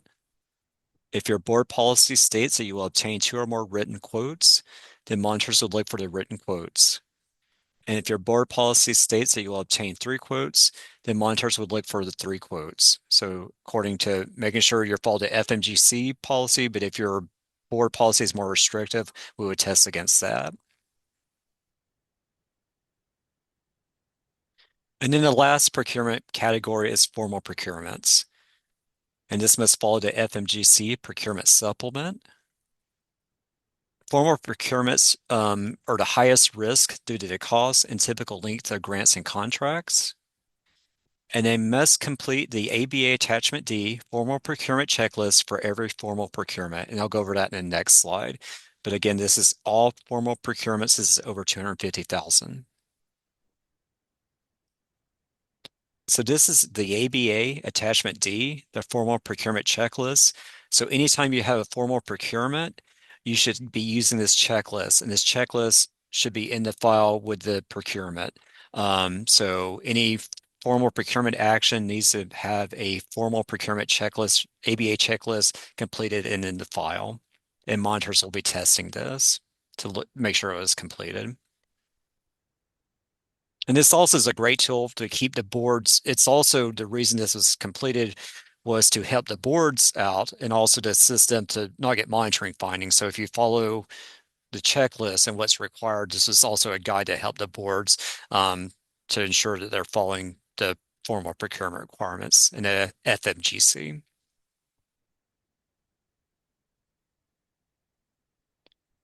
All right, and then fiscal integrity evaluations, this will be Mary, and I'll turn it over to her. Thank you, Brian. Where's my camera? There I am. Oh, wow. I'm kind of dark. This is one of the few slides I left in there that looked more colorful, just saying. Fiscal integrity reviews document the due diligence to your board's due diligence to ensure accountability, transparency, prevention of financial crimes, maintaining accurate financial records, internal controls, and legal and regulatory standards. Next slide. So who needs a fiscal integrity? According to subchapter B contracting, and it's section 802.21. Board Contracting Guidelines 15 states that the workforce service provider is an entity or individual under contract with boards to operate one or more workforce solutions offices or one or more programs or components of one or more program, like childcare, your youth provider. Next slide. And I just want to throw in, this is Oh, referenced in yeah. the Texas Administrative Code. So this 802.21 is from the Texas Administrative Code. Oh, yes, you are correct. It was a mouthful as it was. Also in TAC is 802.21. A1, which states boards shall develop the fiscal integrity evaluation indicators designed to apprise the fiscal integrity of its workforce service providers. So this is all about your due diligence before you select before you sign the contract. In your initial period, it's going to be what you might call a pre-award, and then for subsequent years, it will be a fiscal integrity review or evaluation. Next slide.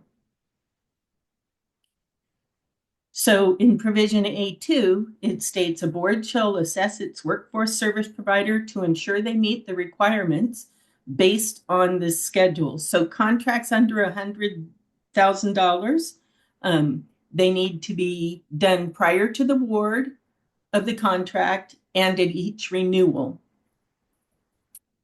Contracts between 100,000 and 500,000 must be verified as pre-award verification, and then at least biennially.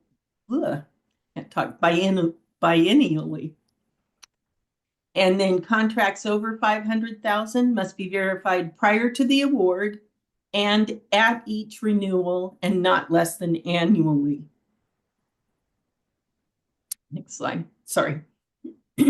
So the A3 states that the fiscal integrity evaluation shall include the following provisions to ensure the workforce service providers are meeting performance measures in compliance with requirements contained in the federal and state statutes and regulations and directives of the commission or agency. Also, the Office of Management and Budget circulars applicable to the entity, and that would be the CFRs also. Any other safeguards a board has identified that are designed to ensure the proper and effective use of funds placed under the control of its workforce service providers. Next. And in A4, it says review and consideration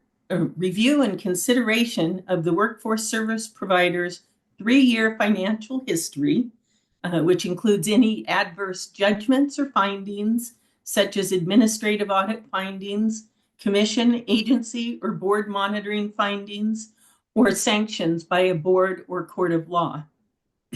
So all those things have to be considered when you're doing your due diligence. Next slide. And then A5 is the fiscal integrity evaluation may include provisions such as accounting for program income in accordance with federal regulations, resolving question costs and the repayment of disallowed costs in a timely manner, and safeguarding fixed assets, as well as those referenced in the agency's financial manual for grants and contracts.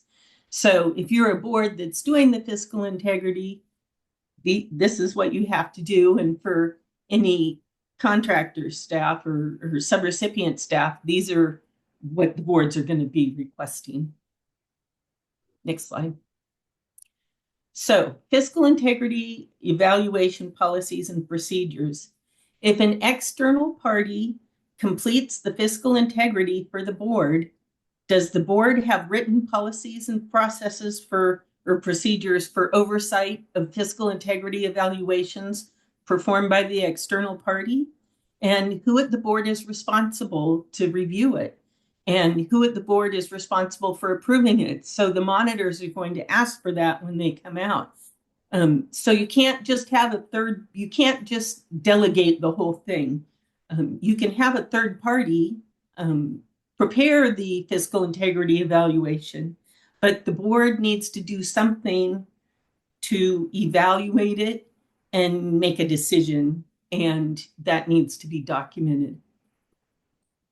And also it needs to be done before the grant is signed. So for the fiscal integrity documentation review, you would look at the contract for the provider, the dates and renewal intervals. The fiscal integrity review for the provider should include the general accounting and fiscal information, asset inventory increases or decreases, disallowed cost from audits or monitoring reviews for the last 5 years, any incidents or reports of fraud in the last 3 years, conflict of interest statements, cost allocation plan and procedures, their organization chart, insurance and bonding coverage, and there's a 10% TWC requirement. But as you're doing this, you may determine that based on some of those other factors, you are going to increase that to help alleviate risk. You also want to look at monitoring reports and any adverse judgments or findings. Next slide.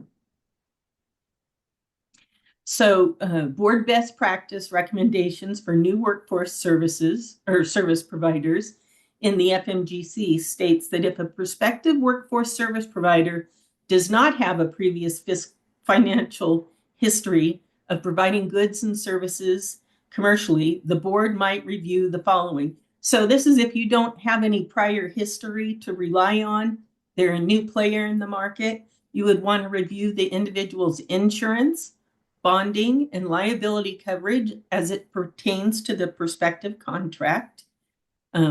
It requires the individual to provide evidence of the working capital available to finance the business over the term of the contract or grant, considering the payment arrangement that will be used by the board, and require the individual to provide evidence of its ability to repay disallowed costs that will be a risk under the resulting contract, and request the individual's permission to perform a criminal background check. Next slide.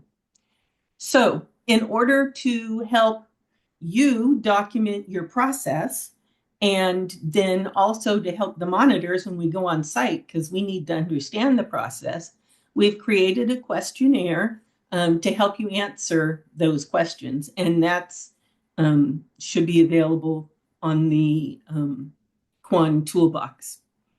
So that's just, like I said, it's to help you document your process and alleviate a lot of us, asking questions up front. So did somebody have a question? So this is just a snapshot of our fiscal integrity testing spreadsheet. The blue area is what I call information. You're going to fill that out. And then the green section is the attributes. And on the next couple of slides, we'll go over the attributes in more depth. And then the yellow comments section, this is very standard for our testing spreadsheets. That's where if there's any no's or NA's, they're described in the comments section. Okay, next slide. So for attribute A, it is the evaluation conducted within a few months prior to the award or renewal of the grant or contract. So to meet the intent or purpose of the fiscal integrity evaluation, the work of a review, audit, or examination that will be relied on to satisfy performance of the fiscal integrity evaluation will need to have been performed within the last few months of the contract that is being considered for renewal, or for a new contract within a few months prior to the contract start date. So we could really get into nitty-gritty of what a few months means, but certainly within 1 to 3 months would be great and a best practice. Anything over 6 months I would argue that that's probably not within a few months. But we look at each situation on a case-by-case basis. But it needs to be relevant information that's before you sign the grant or contract. There is a question about how the boards document debarment and suspension. We've found that when checking the website and vendor is not just debarred, they're not going to be listed. Do we print the page, or what will SRM be looking for in monitoring? I believe that usually people will print the page, the search page that shows that there is no search results. I think that would be sufficient, but we will answer all these questions on, let me get with my monitors and see what they've been telling people, and we'll get you a written response also. But it seems logical to me that if you have a printout of that page and it shows no search results, that would be sufficient. Mary, Yes. also someone has their hand up. I've given you permission to unmute. Okay. Freya Richard, did you have a question?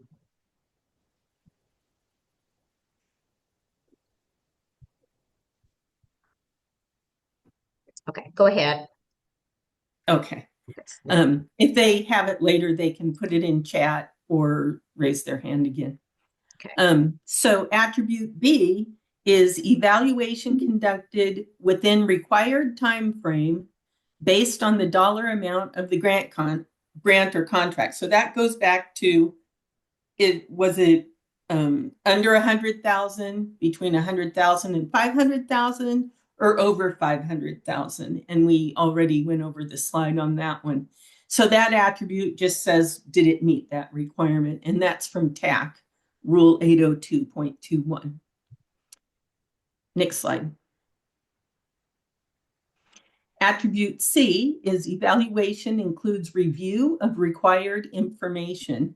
So this is determine if the evaluation included consideration of the following. And the big ones are review and consideration of the workforce service provider's 3-year financial history and any adverse judgments or findings, such as administrative audit findings, commission, agency, or board monitoring findings, or sanctions by a board or a court of law. And this goes back again to TAC. Attribute D is evaluation approved prior to the grant or contract start date. This field on our spreadsheet is auto-populated based on what you put in the information section. Did somebody have a question? No. Anyway, so obviously if it was not completed and approved, either if there was no date on it or if the date was after the grant or the contract was signed, then this would be a no. Otherwise, if it was done appropriately, it would be a yes. So those are our attributes for this year for fiscal integrity. Next slide. Did anybody have any questions about fiscal integrity before we move on to single audit reviews? Also, if you think of one later, you can drop it in the chat. For single audit, this is section 200.332 requirements for pass-through entities. This section includes, well, first of all, let me start with saying Kathleen Reynolds, as part of subrecipient monitoring, we have a single audit section, and Kathleen and her group do the single audits for the boards and other grantees, and that grant or that are directly or receiving grants from us. And then this requirement is for pass-through entities, which would be the subrecipients. So this section includes requirements that the subrecipient is audited as required by subpart F of this part. And that's subpart F 200.501A, Audit required. A non-federal entity that expends $1 million or more in the fiscal year must have a single or program-specific audit conducted for that year. Next slide. And I just want to throw in this is Oh, yeah. citing uniform guidance. Yes. Yes, correct. And then in the FMGC, Chapter 20, single audit, states that the grantees must adhere to applicable audit requirements for the grant award as set forth in uniform guidance and TXGMS, or the Texas Grant Management Standards, as applicable, depending on your funding source, program regulations, and other grant requirements. For entities that are subject to audit under the uniform guidance and/or TXGMS, the audit requirements apply to entities that meet the definition of subrecipient. So those are all of our pass-through entities. Next slide. So also we have the Department of Labor 2 CFR Part 2900, where DOL's adoption of the uniform guidance includes for-profit entities in their definition of non-federal entity, effectively extending the uniform guidance's full audit requirements to for-profit subrecipients of subawards funded with DOL grant funds. So I know that question has come up before, and that's why we included this slide. It does include for-profit entities. Next slide. So a program for program-specific audits may be elected if the following conditions are met. The non-federal entity expends federal awards under only one program, or the federal program statutes or regulations or terms and conditions of the award do not require a financial statement audit of the non-federal entity. Next slide. So how do you find a single audit? First of all, you go to www.fac.gov. Oh, that doesn't, yeah. Yes, that's the right one. Sorry. Next slide. It's the Federal Audit Clearinghouse, and this is just a screen capture of their main page, but you would go to search for audits and then follow the instructions. Next slide. So audit timeliness. Audits are due the earlier of 30 days after the date of the auditor's opinion report or 9 months after the fiscal year end. And if the audit report is late, the grantee is designated as a high-risk auditee, which means that a larger percentage of major programs must be tested. So it's important for the subrecipients to make sure that their single audits are conducted on time. Then you won't be listed as high risk and have to have more work done. The schedule of expenditures for federal and state awards. Each single audit contains a schedule of federal and state awards. I think that's a typo. I think it's assistance listing numbers are grouped to identify major programs, TANF, AEL, WIOA, whichever ones they're receiving. Each pass-through entity is listed with the identifying number and current expenditures, and the totals should be reconciled to the financial statement revenues. Next slide. And I just want to throw in the assistant listing number used to be what was called a CFDA number. So yes, Is it assistant or assistance? I'm not 100% sure I think myself. It's assistance, but I'll check that. It's the number. Next slide. So significant deficiencies and material weaknesses. This is a lot of verbiage in the definition, but really for a significant deficiency, the important thing is that it's less severe than a material weakness. And a material weakness in internal controls over compliance is a deficiency or combination of deficiencies in internal control over compliance, such that there is a reasonable possibility that material noncompliance with the type of compliance requirement of a federal program will not be prevented or detected and corrected on a timely basis. So significant deficiency is less than material weakness, and material weakness means high risk or higher risk. Next slide.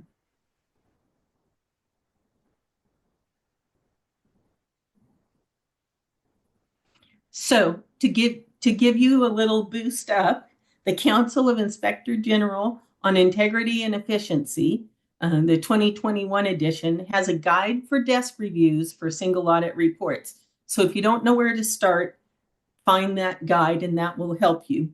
The objectives of the guide are to determine if audit reports meet uniform guidance requirements, identify any quality issues that may warrant follow-up audit work or revisions, identify audits for potential quality control reviews, and identify issues that may require appropriate management official attention. So you can Google that and find it if you need an example. Or Kathleen, you can also ask Kathleen questions. So for the single audit desk review, the board or a third party, like we talked about earlier, must conduct a desk review of all subrecipients that meet the threshold. If a third party conducts the desk review, someone at the board still needs to review the work, draw conclusions, and document the review. And it should be signed and dated. If there are any issues, findings identified that relate to fiscal controls or TWC funded programs, you must follow up and resolution must be conducted. And of course, it all needs to be documented. Next slide. Thank you, Brian. So it is assistance listing number. That's what I thought. Just like our other questionnaires, we've created a single audit questionnaire. Again, it's to help document the board's process on how the single audit desk review is conducted, especially depending on if you have a third party do it or one of your staff is doing it. We have found the questionnaires to be helpful in documenting processes so that we get all the information that we need. Next slide. This is a copy of or a screenshot of our single audit testing spreadsheet. Again, the blue section is with most of our spreadsheets is the information section where you're inputting that information. And then the green section is the attributes, which we will go over one at a time. Attribute A is the single audit desk review completed by the board within 6 months. So determine if the board desk review of the single audit was conducted within 6 months of being accepted by the Federal Audit Clearinghouse. Remember, that's that website I showed you. And note, managing directors must also have single audits and single audit desk reviews conducted on them. This is a question that's come up more than once also. So FMGC 20.4, management decision, corrective action and collection, corrective action and management decision states that the auditee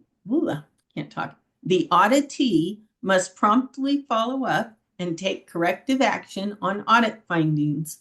While the auditee takes corrective action, the pass-through entity must conduct a desk review of the report and may request additional information or documentation. So even if you have a third party do the single audit, you still have to do your follow-up for anything that's related to TWC funding. And you have to give a management decision. So upon completion of the desk review, a management decision must be issued. For audits prepared under the uniform guidance, the management decision must be issued to the auditee within 6 months of the date that the Federal Audit Clearinghouse accepted the report.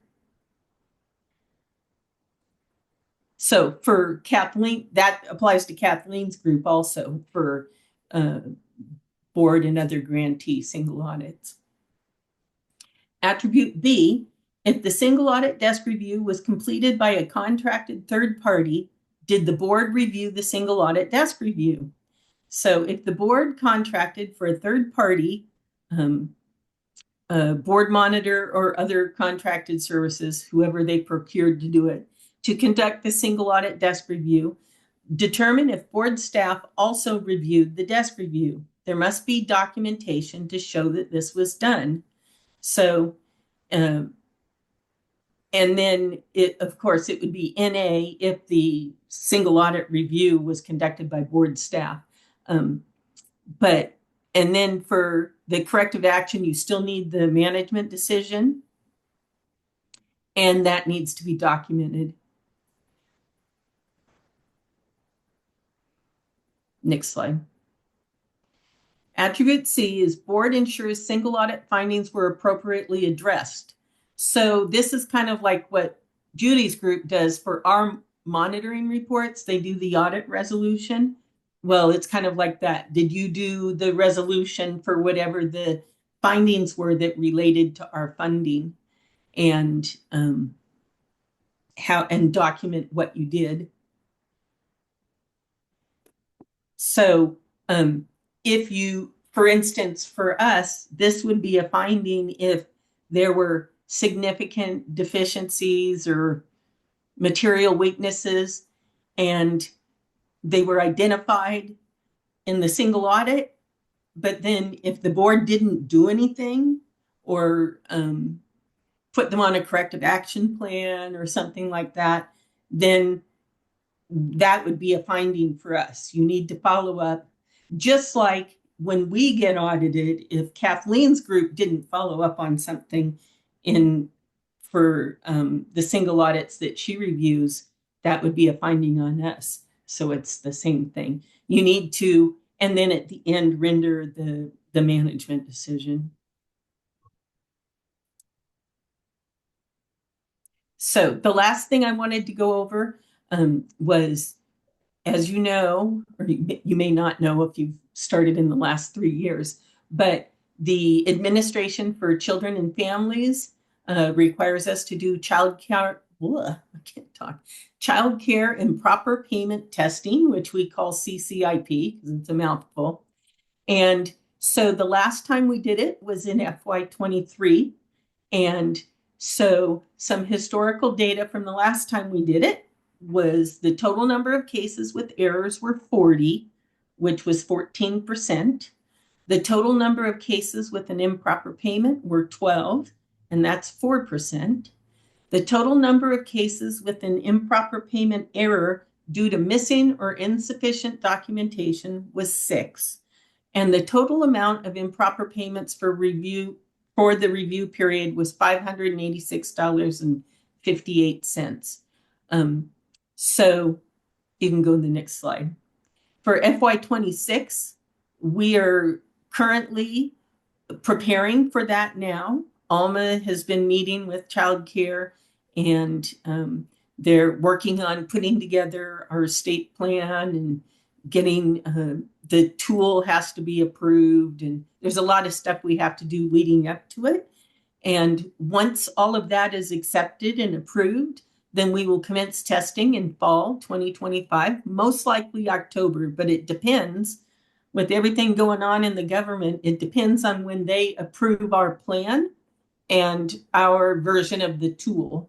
Last time in FY23 was the first time we were able to, they have this rule where your tool that you use has to print out exactly like their paper form, probably because they're doing some sort of document reading to get the data into their system or something.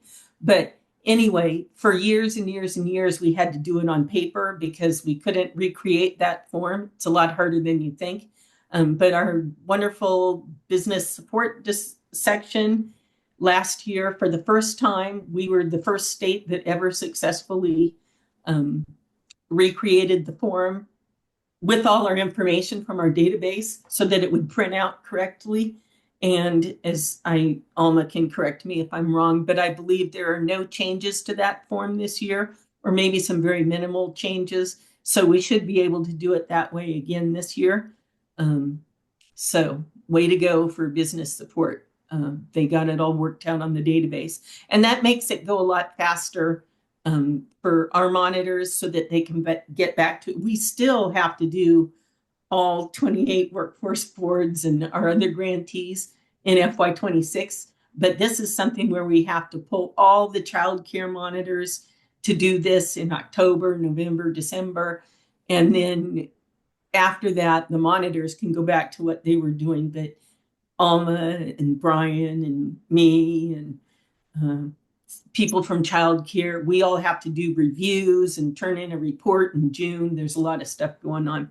But we still have to do all of our regular work. So it's a big thing that takes a lot of planning and everything. Anyway, so hopefully they approve our plan and we can get started right in October. That because most of our reviews, the bulk of our work we do between January and June, but we'll try to front load as much as we can and get as much done as we can before January. The scope of the review will be October 1st, 2024 through September 30th, 2025. And the meeting with ACF is scheduled for next Thursday, which is April 3rd. Historically, we have always, they select the sample, they give us the coding to the methodology for selecting the sample, but it's always 276. Don't ask me why it's 276. That's just what it is. And they tell us how we draw our sample. Typically, the way the random sampling works out, we'll have at least 27 boards. Sometimes a small board may not have anybody that comes up in the sample, but usually at least 27 and sometimes all 28 boards will have cases. You may only have a couple cases, or if you're a large board like Gulf Coast, you may have, I think last year they had like 60 or something like that. But we don't determine that. That's based on the algorithm that they give us. So we are currently working, like I said, with childcare and early learning staff to prepare for the review. And we're working on the process for pulling samples from TX3C. So I think that was it. There might be one more slide. Mary, let me Go add ahead. something Yeah. to that. You kind of hinted around at it, but I just want to explain a little bit more. So when we do it this fall, for those that are new to this process, you basically will have possibly SRM monitors reviewing you twice. So this has to be Oh, good done point. in a very limited time frame in the fall. So you may have this childcare review doing CCIP, and then later you have your regular board review. So this is always, sometimes it may be in conjunction with your board review, but most likely it will be a separate review from your regular board review. So you'll have childcare monitors doing a CCIP review, and then all the rest of the monitors doing a regular review at a later date. Yes. And that's a good point, Brian. Thank you for bringing that up. If your regular review typically falls in October, November, or December, then it might be while we're doing this, and we'll try to coordinate those. The rest of them, we have to have it done by a certain date, so there's no way we can get around it. We get told what to do. We don't select what to do. So here's mine and Brian's contact information. We also have a link to our customer service survey. And that's all we had, I think. I think I maybe have a resources slide in there, but some of the resources we used were the Texas Administrative Code, like we mentioned earlier, Chapter 802, the Financial Manual for Grants and Contracts, the Supplement on Procurement, the OMB Uniform Grant Guidance, which is in the cost principles are in Part 200. So, but if you have any other questions that come up or you don't know where to find an answer, you can always reach out to us. We're happy to answer your questions. And now, does anybody have any questions about anything that we covered today? Any other questions?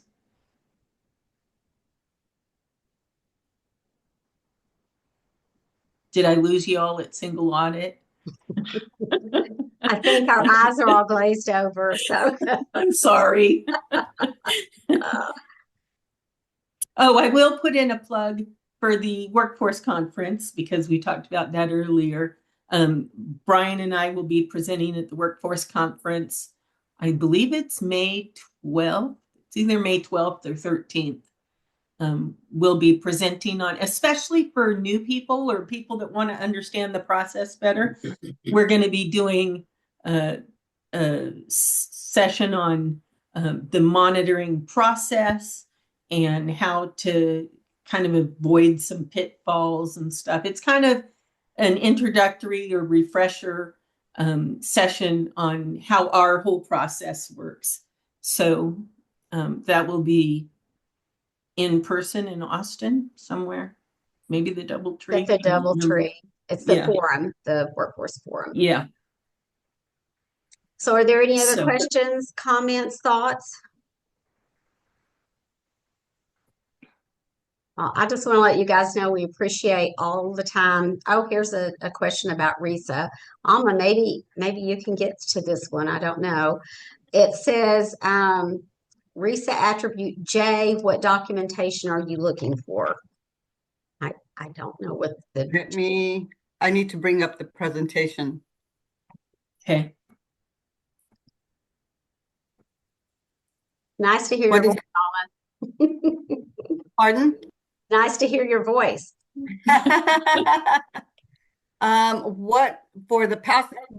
What we're going to do is we're going to contact TWC UI coordinator, and we're going to ask them if they received any emails or from the boards that were not password protected.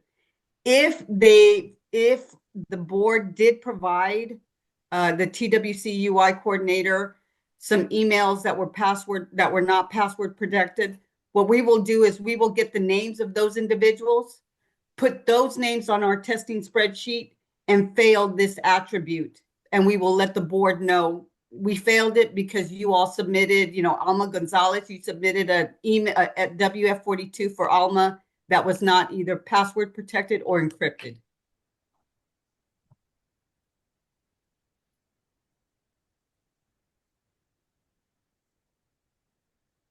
But keep in mind that all WF42s should be uploaded under the document tab.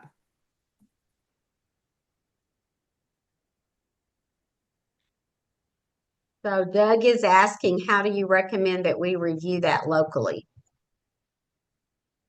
It's a training thing with your frontline staff or whoever is responsible for uploading that, making sure you can do spot checks on the emails that they send to TWC just to make sure that they are password protected. Maybe if you're a monitor, have them ask them locally who they submitted a WF42 to the state, and just kind of check to see that they were password protected or encrypted. And Certainly having policies also. I think Yes. we only have one person per board area that can submit those to UI now. The UI Okay. workforce coordinator. That changed just a couple of months ago. And it's really just doing a spot check to make sure that they are consistent in submitting that information secured.